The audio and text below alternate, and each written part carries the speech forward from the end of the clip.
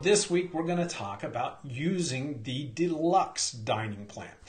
The deluxe dining plan is kind of a different animal from the others.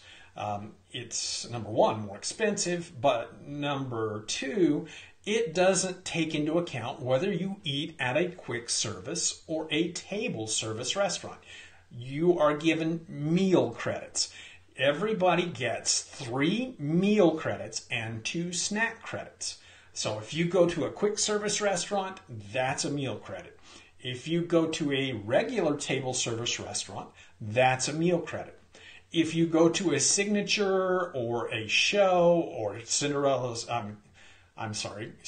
Royal Table, if you go to any of those are 2 credits. The regular 2 credit restaurants do count as 2 meal credits. So you've got these credits that you get. Now, you get, just like all the rest of the plans, you get these credits per person per night of stay. Everybody in your party has to be on the dining plan for the whole length of your stay. So if you're staying for 6 nights, you can't do the deluxe dining plan for 3 nights and the regular dining plan for 3 nights. You have to do the deluxe dining plan, whichever plan you pick, for the whole length of your stay. Now, I know a lot of people really like the deluxe dining plan. It's very convenient. You don't have to think about it. You can go to a restaurant, you got 3 meals a day. Most people eat 3 meals a day. Sounds pretty good. I'm just going to say it, I have some problems with the deluxe dining plan, just like I have with all the Disney dining plans, but especially with the deluxe plan. Number one, it's way too much food. 3 table service. Now, Disney does recommend that you go to table service restaurants to get the most value out of your plan. That's nice of them to recommend that. But 3 table service restaurant meals per day is a lot of food. We had that experience when we were on the cruise, just by happenstance. This just happened right at the same time. But when we were on the cruise, it was, you got all the food you can eat. We had big breakfasts. We like a big breakfast. We like an omelet for breakfast, but I couldn't pass up the minute steaks and the pound of bacon and the little sausage and a pastry. I know that's me. I'm just not too disciplined when it comes to some of those things. But so we had a big breakfast, and then lunch would roll around, and man, that just looks good. I got to have this and this and this. And then dinner was always a big dinner, and there was usually a lot of desserts. Even last night, we each had 2 desserts. So it was always a lot of food, and we were always just walking around with our bellies going, oh. And it got to the point where when we came back over off the ship, we really didn't want to eat. Okay, so it resumed this time. I don't know what's going on. I'm going to have to check out our internet again. It's just drives me nuts.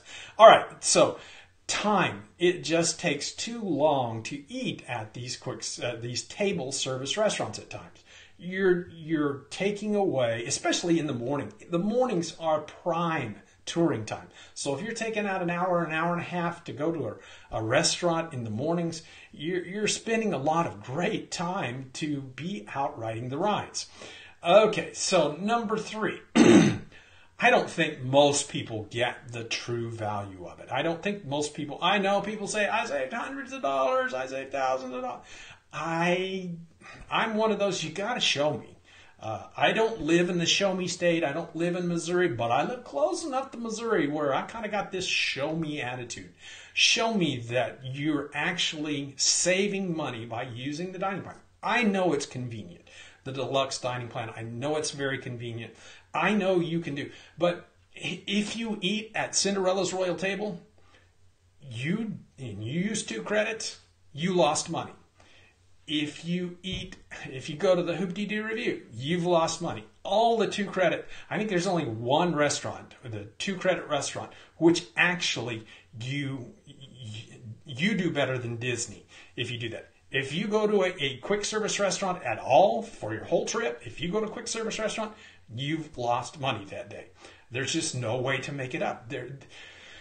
Every meal has to be $35 for you. That's the breakdown. $35 per meal, 3 meals a day, 2 snacks. They have to be more than $5.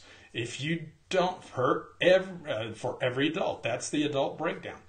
If you spend less than that, if you would, it would be better for you to pay for it.